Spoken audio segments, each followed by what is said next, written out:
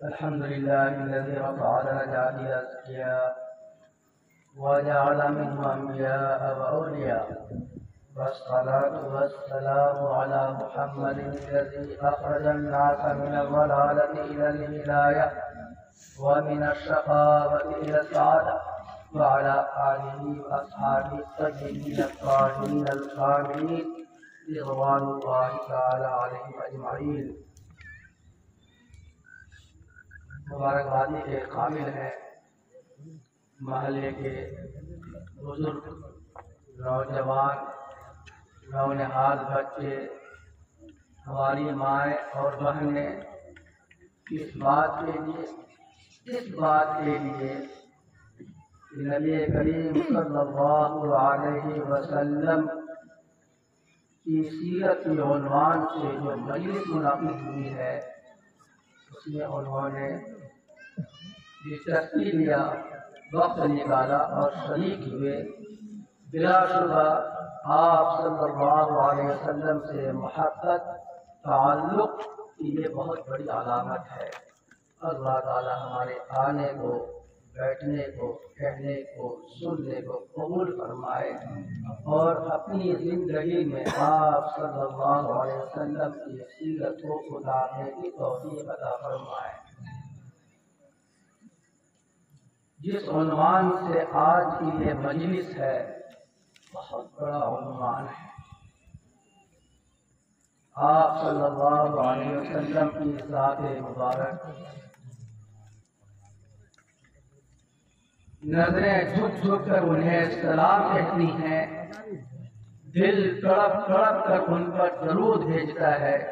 اللهم صل على محمد وعلى آل محمد كما صليت على إبراهيم وعلى آل إبراهيم إنك حميد مجيد۔ اللهم بارك على محمد وعلى آل محمد كما باركت على إبراهيم وعلى آل إبراهيم إنك حميد مجيد۔ سامعین حضرات، آپ نے آپ صلی اللہ علیہ وسلم کی سیرت کے موضوع پر بہت ساری باتیں آج سنی اور ابھی سنیں گے۔ بس میں آپ صلی اللہ علیہ وسلم کی زندگی کا ایک پہلو آپ کے سامنے بیان کرنا چاہتا ہوں، جو یوں کہہ لیجیے کہ جو سب سے بڑا پہلو ہے اور اس کو ہمارے لیے جاننا ضروری ہے۔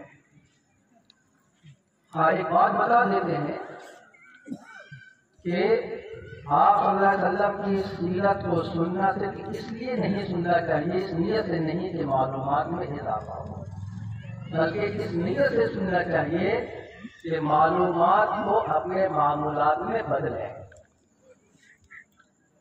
میرے محترم بزرگوں، آپ صلی اللہ علیہ وسلم کو 40 سال کی عمر میں نبوت ملی۔ 40 سال کی جو عمر ہے، بچپن سے لے کر نوجوانی اور نوجوانی سے لے کر جوانی اور جوانی سے لے کر 40 سال تک وہ اہل مکہ کے سامنے آئے کی طرح بالکل صاف تھی وہ زندگی، ایسا بے داغ آپ کا کردار، آپ کا اخلاق کہ آپ صلی اللہ علیہ وسلم کو اہل مکہ صادق اور امین کہہ کر پکارا کرتے ہیں۔ نبوت کے ملنے سے پہلے آپ کا لقب اہل مکہ نے صادق یعنی سچا انسان اور امین یعنی امانتدار یہ لقب دے دیا، تسلیم کر دیا۔ کسی بھی شخصیت کے لیے کسی عہدے پر فائز ہونے سے پہلے جو اس کی زندگی ہوتی ہے وہ زیادہ اہمیت رکھتی ہے، اور اسی زندگی کی بنیاد پر اس عہدے کے فرائض کو انجام دینا آسان ہوتا ہے۔ آپ صلی اللہ علیہ وسلم کی زندگی جو 40 سال کی تھی، نبوت ملی بھی نہیں تھی، نبوت کے اعلان بھی نہیں ہوا تھا، صادق اور امین کے نام سے پکارے جاتے تھے، اور اہل مکہ کوئی بھی امانت رکھنی ہوتی تھی انہیں تو آپ صلی اللہ علیہ وسلم کے پاس امانت رکھتے تھے۔ 40 سال میں آپ صلی اللہ علیہ وسلم کو نبوت مل گئی، آیت نازل ہو گئی، بسم اللہ الرحمن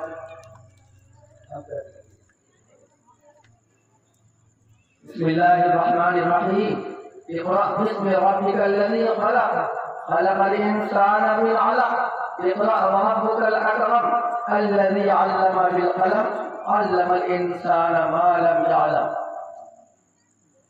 نبوت سے سرفراز ہو گئے، ابھی الگ اعلان نبوت کے اعلان نہیں فرمایا، دار ارقم میں جا کر اسلام کی تعلیمات سے لوگوں کو روشناس کرنے لگے۔ اللہ تعالیٰ کی طرف سے اشارہ ملتا ہے اب الگ اعلان نبوت کا اعلان کیا جائے۔ میں آپ کے سامنے آپ صلی اللہ علیہ وسلم نے اپنی نبوت کے اعلان کس طرح فرمایا، میں اس کی ایک جھلک آپ کے سامنے پیش کرنا چاہتا ہوں، کیونکہ سیرت یہ موضوع پر یہ پروگرام ہے اور یہ سیرت کا بہت بڑا باب ہے کہ آپ صلی اللہ علیہ وسلم نے نبوت کے اعلان کس طرح فرمایا۔ مکہ کے رسم و رواج کے مطابق جو چیز دل کو چھو لیتی، جس چیز کی اہمیت دل میں اجاگر ہوتی، وہ طریقہ آپ صلی اللہ علیہ وسلم نے استعمال فرمایا۔ جب کسی بھی قبیلے کے کسی فرد کو یا سردار کو کوئی اہم اعلان کرنا مقصود ہوتا تھا تو وہ صفا کے پہاڑی پہ چڑھ جاتا، وہاں چڑھنے کے بعد قبیلے کے لوگوں کو باری باری اے بنو فلاں، اے بنو فلاں، اے بنو ہاشم، اے بنو مرہ، اے بنو تمیم، اے بنو کعب، اے بنو مدر، اے بنو ہاشم، اے بنو عبد المطلب، اس طرح کر کے اور خاندانوں کو بلاتے اور پھر جو اہم اعلان کرنا ہوتا تھا وہ اہم اعلان کرتے۔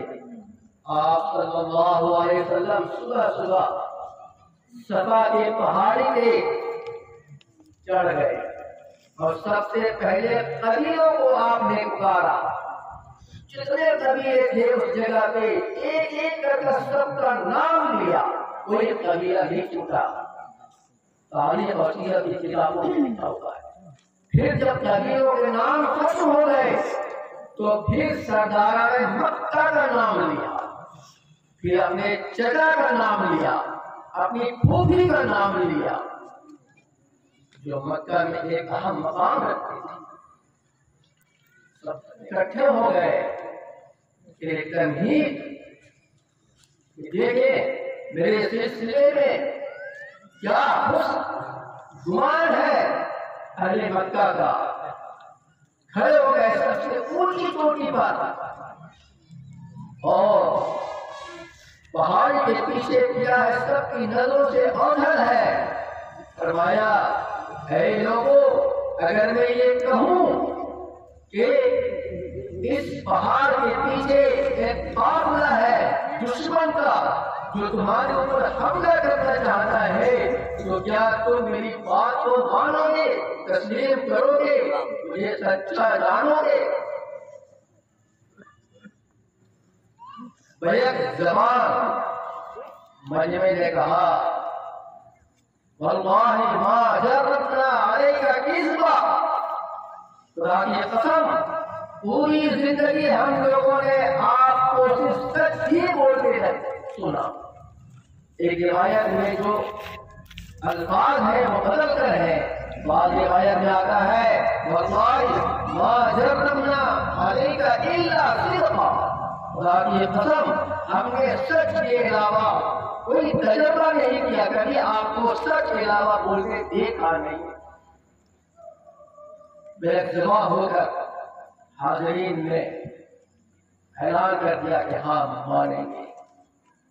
بہت نازک موقع تھا، بہت بڑا اعلان ہونے والا تھا، جن کو اپنے جھوٹے خداؤں سے، جھوٹے دیوتاؤں سے اور بتوں سے اس قدر محبت تھی کہ اپنے جیبوں میں لے کر چلتے تھے۔ آپ نہ کہیں جاتا تھا تو اپنے بتوں کو اپنے ساتھ لے کر چلتے تھے، وہاں رہ کر کے اس کی عبادت کرتے تھے۔ اتنا محبت تھی۔ ایسے ماحول میں، ایسے سماج میں وحدانیت کا اعلان کرنا، نبوت کا اعلان کرنا، یہ بہت بڑی بات تھی۔ پھر فرمایا اے لوگوں، ہم تمہیں جہنم کی آگ سے ڈراتے ہیں۔ یا ایھا الناس قولوا لا الہ الا اللہ تفلحوا، اے لوگوں لا الہ الا اللہ کا اقرار کر لو، کامیاب ہو جاؤ گے۔ گویا کہ اپنی نبوت کا اعلان کر رہے ہیں، اپنی نبوت کا اعلان فرما دیا۔ ایک اللہ کی عبادت کا اعلان سب سے بڑا، سب سے مشکل اعلان تھا۔ 360 بت تو خانہ کعبہ کے اندر تھے، 360 بتوں کی عبادت کرتے، خانہ کعبہ کے اندر 360 بت تھے، جن سے کتنا محبت تھی۔ ایسے ماحول میں وحدانیت کا، ایک اللہ کی عبادت کا اعلان کرنا، نبوت کا اعلان تو دور کی بات ہے، صرف ایک اللہ کی عبادت اور وحدانیت کا اعلان کرنا ان کے دل کو بہت بڑی توڑ دینے والا اعلان تھا۔ سب خاموش ہو گئے۔ کیوں؟ اس لیے کہ سب کچھ شرطیں ہو گئے کہ یہ انسان کبھی جھوٹ بول ہی نہیں سکتا، اگر یہ کہہ رہا ہے تو سچ کہہ رہا ہے۔ ایک شخص اس میں سے اٹھا، کسی کی ہمت نہیں ہوئی آپ کی صداقت اور آپ کی امانت کو سامنے رکھتے ہوئے، آپ کی گزشتہ زندگی کا آئینہ سامنے دیکھا، ہمت نہیں ہوئی۔ ایک شخص اٹھتا ہے اور کہتا ہے ارے ھذا جماعتنا یا محمد تبت لک، اے محمد صلی اللہ علیہ وسلم، کیا تم نے ہمیں اسی لیے جمع کیا تھا؟ تمہاری بربادی ہو، تمہاری بربادی ہو، تبت لک، اسی لیے جمع کیا تھا۔ وہ ایک انسان تھا جو ہر موقع پر آپ صلی اللہ علیہ وسلم کو ذلیل اور رسوا کرنے سے کبھی پیچھے نہیں ہٹتا تھا۔ اس کے بعد بھی کئی مواقع ایسے آئے کہ جو آپ صلی اللہ علیہ وسلم کو انہوں نے اس نے ذلیل رسوا خوار کرنے کی کوشش، کبھی بازار میں، کبھی خانہ کعبہ کے اندر، کبھی قبیلے میں، بار بار اس نے کہا لہذا جماعتنا یا محمد تبت لک، اے محمد صلی اللہ علیہ وسلم، اس لیے ہمیں جمع کیا تھا، تمہاری ہلاکت ہو، تمہاری بربادی ہو۔ اللہ تعالیٰ کو بہت ناگوار گزرا، بہت ناگوار گزرا اس کے اس کہنے کو۔ اللہ نے سورت نازل کی تبت یدا ابی لہب وتب، اور اس میں خود ابو لہب کی بربادی، اس کی بیوی کی بربادی اور اس کے مال کی بربادی کا اعلان قرآن نے کر دیا۔ یہ وہ ابو لہب تھا کہ جب آپ صلی اللہ علیہ وسلم نے اپنی نبوت اور وحدانیت کا اعلان کیا تو پھر مجلس سے جب آیا اور مکے کے گلیوں میں گھومنے لگا، لوگوں کو اکٹھا کیا اور آپ کے خلاف سازش کرنے کی کوشش کیا، اور سب سے پہلا جو اس نے کام کیا کہ آپ صلی اللہ علیہ وسلم کی صاحبزادی، اس کی ایک بیٹی عتبہ کے ہاتھ میں تھی، آپ صلی اللہ علیہ وسلم کی 2 صاحبزادیاں اللہ کے 2 بیٹوں کے ہاتھ میں تھی، اس میں سے ایک عتبہ کو بلایا اور مجمع نے عتبہ کو کہا کہ ابھی کی ابھی محمد صلی اللہ علیہ وسلم کی بیٹی کو میرے سامنے طلاق دو، ابھی طلاق دو، اور طلاق اس نے دلوا دی۔ میرے محترم بزرگوں، اس واقعہ نے آپ صلی اللہ علیہ وسلم کو اجازت کر دیا۔ بہت بےچین کسی کی بیٹی کی مجمع میں اس طریقے سے آپ نے کو ہلا کے رکھ دیا. طائف کی سرزمین سے پتھر کھا کر کے جس کشتی نے ان کے لیے بددعا نہیں کی، پہاڑوں کے فرشتے آ گئے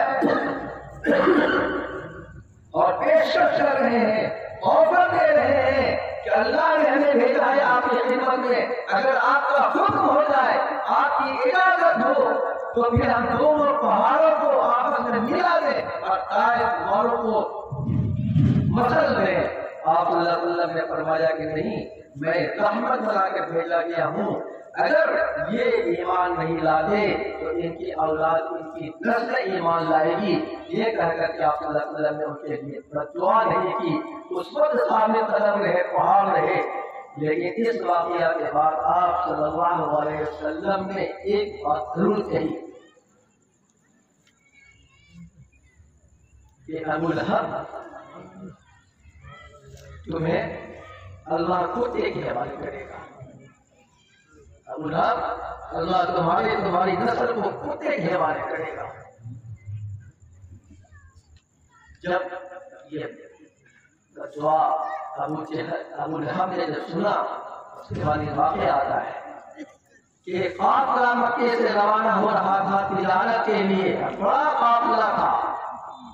آپ صلی اللہ علیہ وسلم کی صداقت اور امانت کا اس کو بھی اتنا یقین تھا کہ آپ صلی اللہ علیہ وسلم کی زبان مبارک سے نکلی کی بات ضائع نہیں ہو سکتی ہے.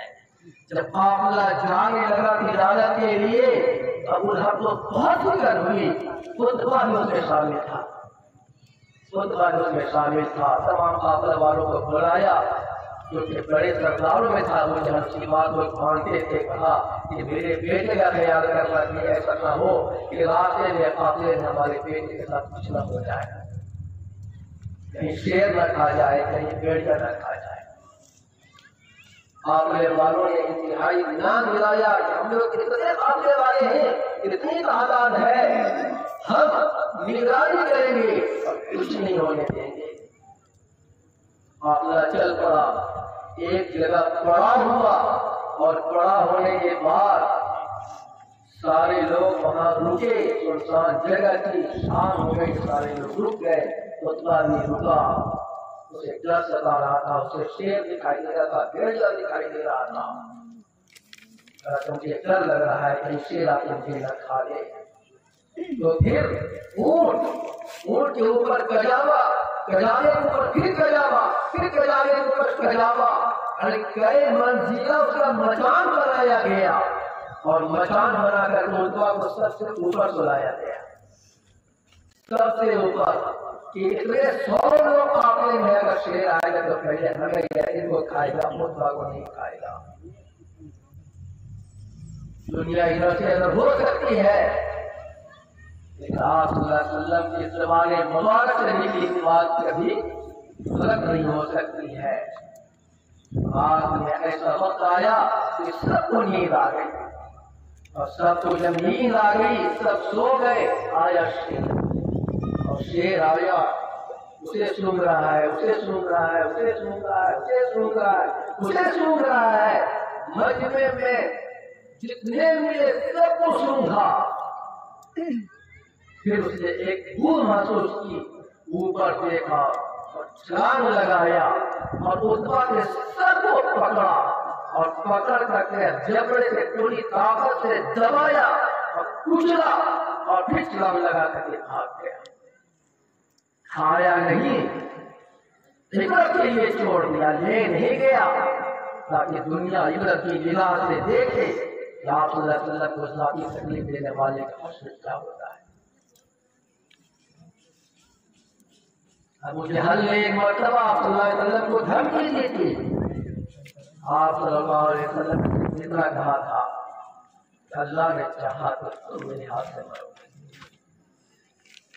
ابو جہل کو اتنا یقین تھا کہ وہ کہتا تھا کہ اس کہنے کے بعد اگر محمد صلی اللہ علیہ وسلم مجھ پر تھوک دے بھی میں مر جاؤں گا، مجھے تکلیف ہوگی.